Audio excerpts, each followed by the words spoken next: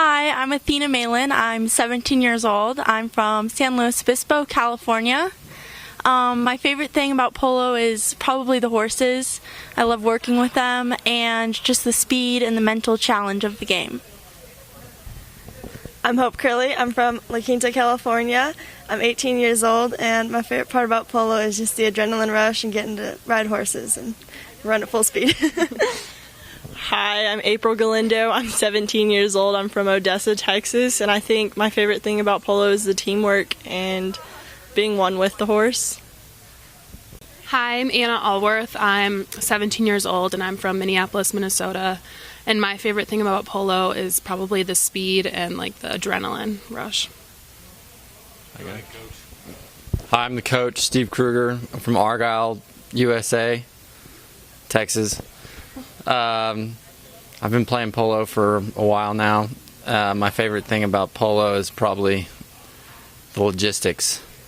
You're not just preparing yourself, you're preparing 12 horses and going out and competing.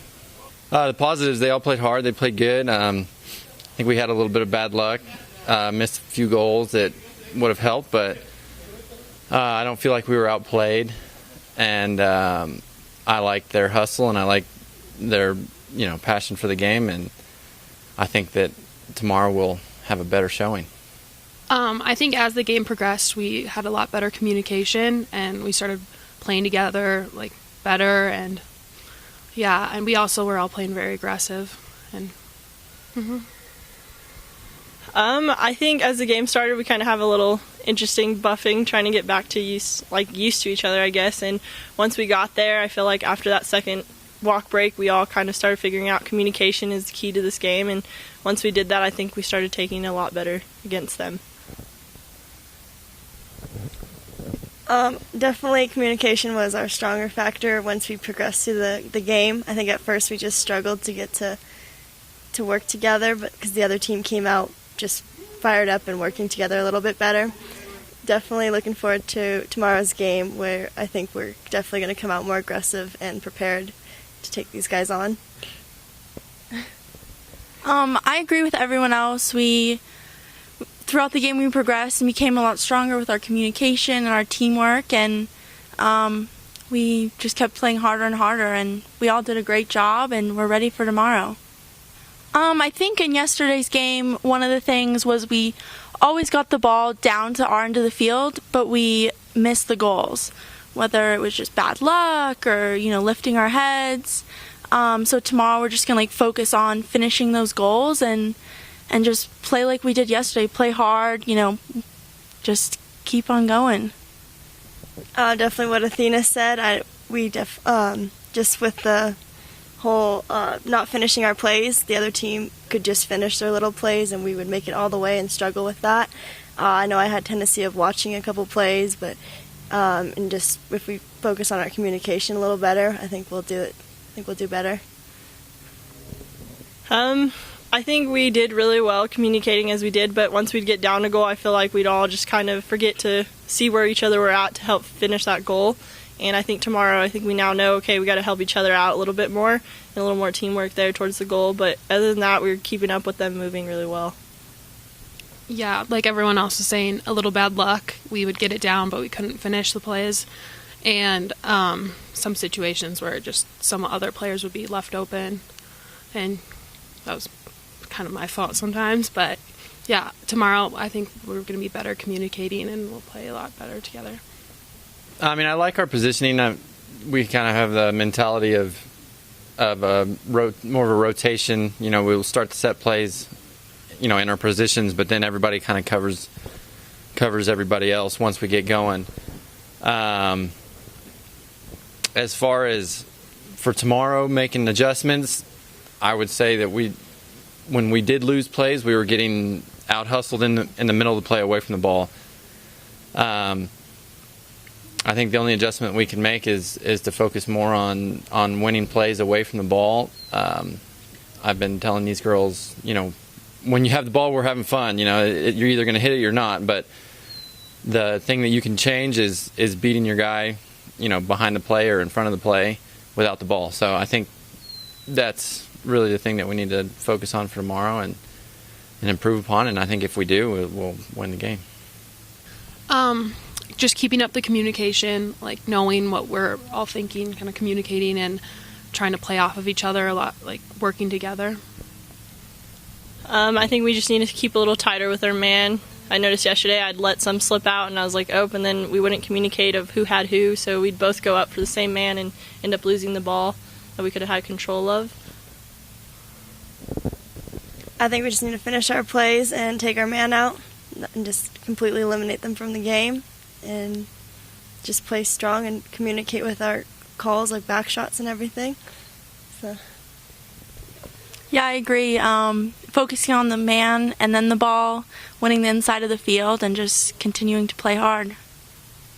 I think as one of the most important things as an up-and-coming player is following your passion, like showing your passion, working hard, playing hard, and doing what it takes to get noticed and get opportunities, and then always giving back to those who have helped you out to get there.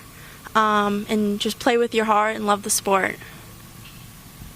I'd say keep a good reputation on and off the field. Know your connections, stay good, don't mess up and do stupid things with people like you shouldn't be.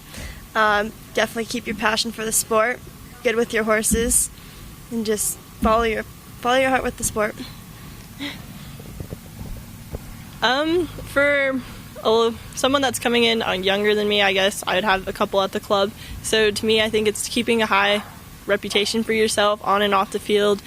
I know sometimes you can get aggressive on the field, but keep that happy face off and always follow your dreams. You can always, it's always possible to become 10-goaler or 8-goaler, however you see yourself becoming. Just always be dedicated to it. Yeah, like showing your passion, like surrounding yourself with as much polo as you can, whether it's like taking stats out in the morning or grooming for someone who's like you can learn from, always kind of watching what other people are doing. That's what helped me a lot, is just watching like a better player play and like how they take care of their horses. And I think just surrounding yourself with polo as much as you can will definitely helps. I would say as a young player, I mean, if you want to do this, you need to realize that it's going to take most of your life to do it, and once you make that decision that you want to play polo, you base every decision you ever make for the rest of your life on polo. Whether that be, directly in polo or indirectly in polo, but once you make your decision to play this sport, you better immerse yourself in it. So. I'm from Minneapolis, Minnesota, and there's one club there, so this is a really big opportunity because I've never really played with girls my age, and I'm like the only girl my age who's playing, so being here in Denver is super awesome because I get to learn from all the other girls and I get to hear like about their experiences, and it's just awesome to play with people your own age and learn from them. And yeah, play the tournaments, going up to the qualifying tournaments nights. They're super fun to just play with kids under 18 instead of like playing with the adults, and just hanging out with kids your age and like bonding over polo. I think it's always fun to come into like a nights program because you go in and they're around your age and you're getting to see these kids that were maybe 14, 15 years old that we have here today, and they're playing amazingly. And you get to at least show your talent on the field with someone around your age, around your skill level. And you prepare a lot easier, I guess you can say. You're not as like fully forced into like if you're playing 8-goal, you're playing with some really good 6-goalers, 2-goalers. You're someone around your age, I guess. It's kind of gotten stuck here. Bad guys. I've always dreamed of coming to the Knights Championships, and so when I received the call, it was a huge honor. I've played in the qualifying games for quite a few years, and been nominated a few times with All-Stars, but never got the championship called. I've traveled all over, and I've never been to Denver, so to get to be here and have this opportunity, I'm quite grateful for. The Knights program is really great because there's qualifiers all over the country. I played in one in California, I played in one in New York this summer, and so it's great that there's always a fun level of polo all over now for kids to play in over the summer. And I was lucky enough to play in the championship last year for the East vs. West. And when I got the call this year, I was just looking forward to it because it's a fun-filled weekend, and you get to meet a lot of great players. It's good polo, and one of the best things about it is that we all have coaches, and we learn so much throughout the week. So it's always really fun to participate in a night's event.